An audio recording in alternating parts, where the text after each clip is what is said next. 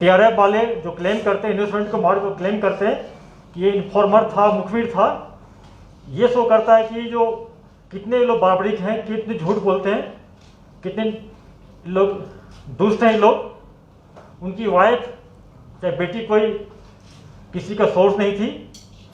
Husband भी SPO था, बेचारा नौकरी कर रहा था पुलिस में।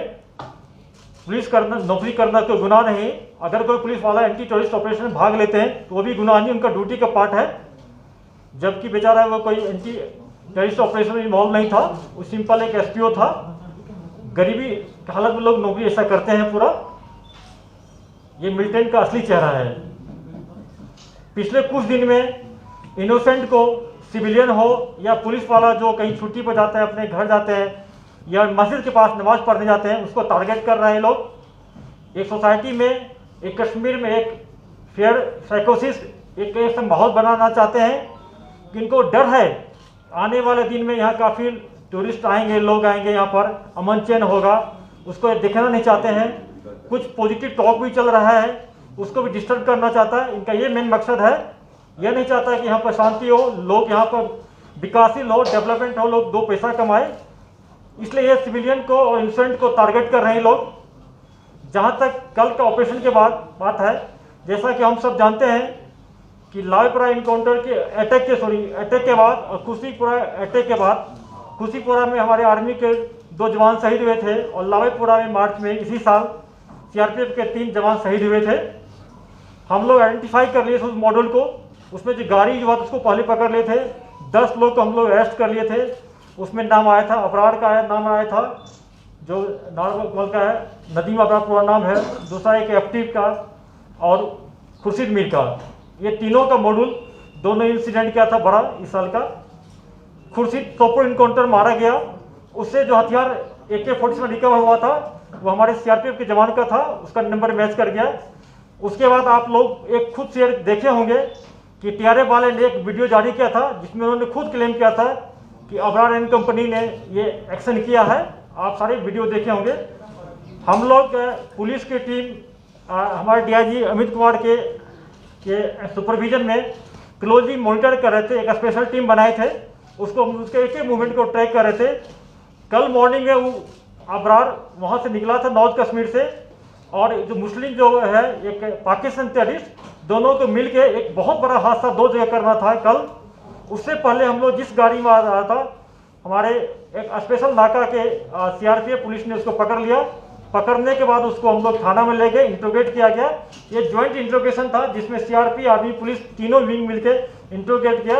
उसके बाद एफआईआर लॉन्च किए, उसमें एफआईआर में उनको पूरा उसको अरेस्ट किए और इंडियन एविडेंस एक्ट 27 सेक्शन के तहत उसको हम लोग फिर जो बोला था कहाँ पर रिकवरी करने के लिए जो कानूनी लीगल है, हम लोग राइफल उनका जो था हथियार रिकवर करने गए थे। हालांकि एक पिस्टल और एक ग्रेनेड पहले रिकवर हो चुका था और जो घर सस्पेक्टेड हाउस गया था अंदर से फायरिंग आ गया।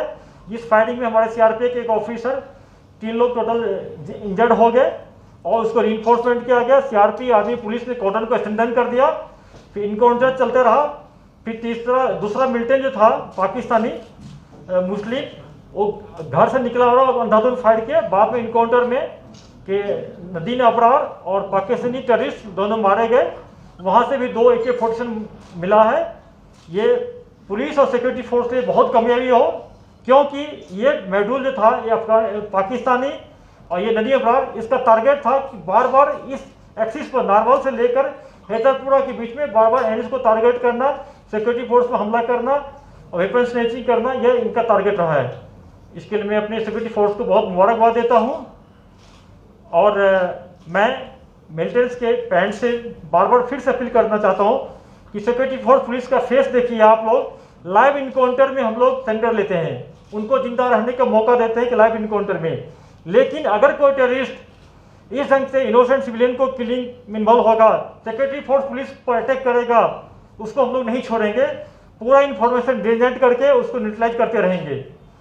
अगर कोई क्वेश्चन है तो सर, श्रीनगर में जो मॉड्यूल एक्टिवेटेड है, आप खासकर जो सिविल लाइंस एरिया जो मोर और लेस मिलिटेंसी फ्री था काफी सालों से, वहाँ 2-4 अटैक हुए। बागात में हुआ, फिर सीआईडी इंस्पेक्टर को तो श्रीनगर में क्या रेजिडेंट मॉड्यूल मौजूद हैं लश्कर को जो रेजिस्टेंस फ्रंट खासकर जो जिम्मेदारी ले रही है, आपको लगता है वो चैलेंज है उसको? जैसा कि हम सब जानते हैं कि सितंबर फर्स्ट वीक में हम लोग ने ये अनाउंस किया था कि श्रीनगर टेररिस्ट फ्री जोन हो गया, सही में हो गया था। उसके बाद सितंबर सेकेंड वीक में एलईटी का एक साकिब जो है बरजुला का एक्टिव हो गया। उसके बाद खुटबनी रेडमनी से जब आर्मी का पुलिस का वहाँ पर बहुत सिक्योरिटी फोर्स का प्रेशर बढ़ा तो खुटबनी रेडमनी से शिफ्ट होके अब्बास से श्रीनगर में शेल्टर लिया है। पाकिस्तान के इशारे पर, आईएसआई के इशारे पर यहाँ पर लोकल लड़कों को कुछ 5-6 को एक्टिव किया है जो अपने को टीआरएफ कहते हैं, बल्कि एलईटी के ये टेररिस्ट हैं। उसमें एक तो मार चुका है क्या उबैद, बाकी जो है उसके पीछे हम लोग लगे हुए हैं और बहुत जल्दी उसको या तो अरेस्ट कर लेंगे या इनकाउंटर में उसको न्यूट्रलाइज करेंगे। जहाँ तक कि इंस्पेक्टर साहब की बात बोले तो देखिए, पुलिस वाले डेली छुट्टी पर हो या ऑफ टाइम में ऑफिस के बाद घर जाते हैं, उनको जाना पड़ेगा।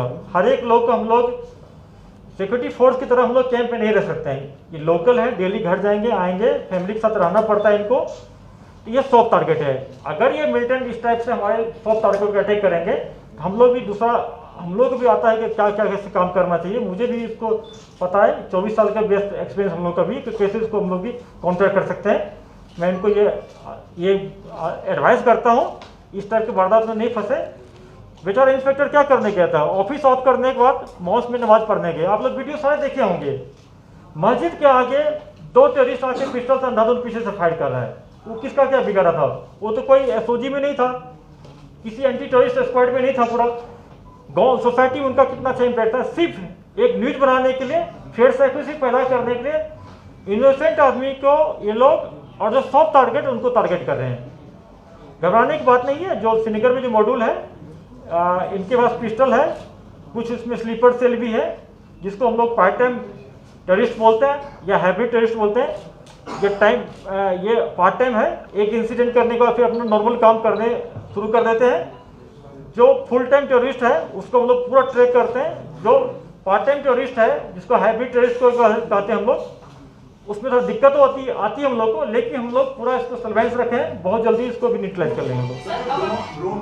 ड्रोन थ्रेट जो है, आपने मीटिंग भी ली है उसको लेके, कितना प्रेजेंट और कितना क्लियर थ्रेट है और क्या आपकी एडवाइजरी, कैसे आप उसको टैकल करने का सोचते हैं? देखिए, इस सिलसिला में परसों हम लोग जाके एक, जिसमें army, CRP, air force, BSF, NSG के हर एक लोग के साथ मीटिंग लिए, पूरा तैयारी कर लिए। थ्रेट बहुत सीरियस थ्रेट है, यह टेक्नोलॉजिकल थ्रेट है। इसको टेक्नोलॉजी के थ्रू भी हम लोग रिस्पॉन्स करेंगे और उसमें हम लोग काफ़ी डिप्लॉयमेंट कर लिए, क्योंकि ये स्ट्रेटजिक इंपॉर्टेंस है, हम लोग शेयर नहीं कर सकते हैं पूरा डिटेल में। उसके बाद कल 15 कोर में जोशी 15 कोर कमांड साहब ने मीटिंग लिए, मैंने अटेंड किया। फर्दर उसको स्ट्रेंथन हम लोग कर रहे हैं, जितने वाइटल इंस्टेंशन है इसको भी, प्लस एलसी पर भी। उसके अलावा आज देखे होंगे, जैसा एक डल के एरिया में एक ड्रोन फ्लाई कर रहा था, उसको पुलिस ने जब्त कर लिया, एफआईआर लॉन्च किया, उसको कार्रवाई कर रहे हैं हम लोग। जी सर, जम्मू में काफी एक्टिविटी देखी गई है ड्रोन से रिलेटेड, क्या कश्मीर में ऐसा कोई एक्टिविटी है? The other part is there any breakthrough as far as Hawa Kadam killing is concern and we are seeing that Tral Awantipora has erupted abruptly for the last 2 months. आप बिल्कुल सही बोलते हैं। अवंतीपोरा खास करके जो हरिपरी गांव बेल्ट है, इसमें ट्रेडिशनली जैश का काफ़ी इसमें मूवमेंट रहा है शुरू से। 2018 में इसी विलेज में जैश का टॉप कमांडर आदिल पठान मारा गया था।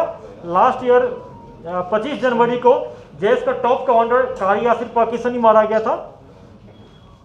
सिर्फ लोगों के दिखाने के लिए कोई सोर्स है, मुखबिर टैग करके ये अपनी कमजोरी छिपाना चाहते हैं, टारगेट कर रहे हैं।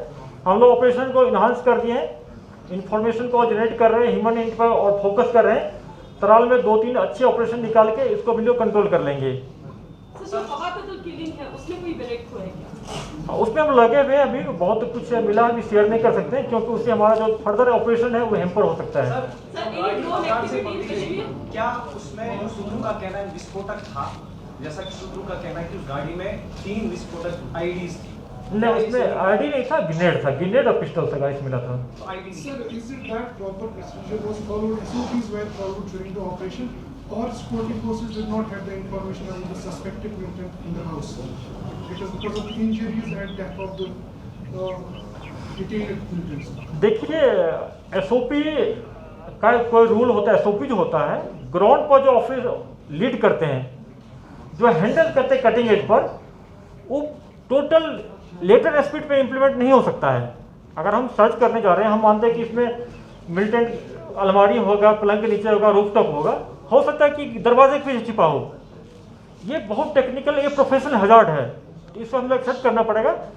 ये टेररिस्ट नदीम अबरार जो था, हम लोग को नहीं बताया था कि उसमें पाकिस्तानी मेरा मिलिटेंट है, उसमें मेरा है।